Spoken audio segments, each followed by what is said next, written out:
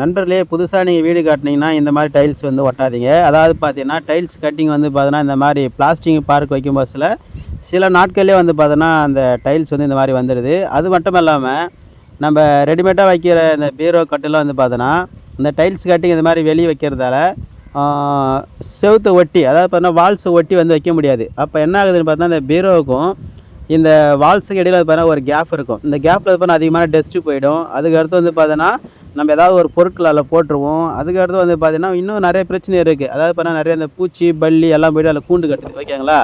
நம்ம அதனால் என்ன செய்யலாம்னு பார்த்தோன்னா இந்த பிளாஸ்டிக் பார்க் என்ன வருதோ பிளாஸ்டிக் லெவலுக்கு வந்து பார்த்தோன்னா இந்த டைல்ஸ் கட்டிங்ஸ் வந்து ஒரு லெவலாக வச்சு நம்ம பண்ண போஸில் நம்மளுக்கு எல்லாத்துக்கும் ஒரு பெஸ்ட்டான ஆப்ஷனாக இருக்குது. அதாவது பார்த்தா இந்த மாதிரி கபோர்டு அடிக்கிறதா இருந்தாலும் செவுத்து ஒட்டி அடிக்கிறதுக்கு வசதியாக இருக்குது. அதே மாதிரி அந்த டைல்ஸ் கட்டிங் எக்காரத்தை கொண்டு வெளியே வரவே வராது. நல்லா ஸ்ட்ராங்காக வந்து அட்டாச் ஆகிடுச்சு வந்து வால்ஸில், ஓகேங்களா. இது ஒரு பெஸ்ட்டான ஒரு ஆப்ஷனு. இப்போ இந்த மாதிரி தான் அது பண்ணால் சில பில்டிங்லாம் அங்கே பண்ணிகிட்ருக்கோம். அதாவது மேக்ஸிமம் எல்லா பில்டிங்கும் பண்ணலாம் இந்த மாதிரி. பாருங்கள், என்ன ஒன்று பார்க்குறதுக்கு வால்ஸ் மாதிரியே ஒரே அமைப்பாக தெரியும். ஆனால் நம்ம டைல்ஸு சைடில் ஒட்டுற அந்த கட்டிங்ஸ் வந்து வேற ஒரு கலர் ஒட்டினாலும் இன்னும் சூப்பராக இருக்கும். பாருங்கள், இந்த மாதிரி நம்ம கபோர்டு அடிக்கலாம், எல்லாமே பண்ணலாம்.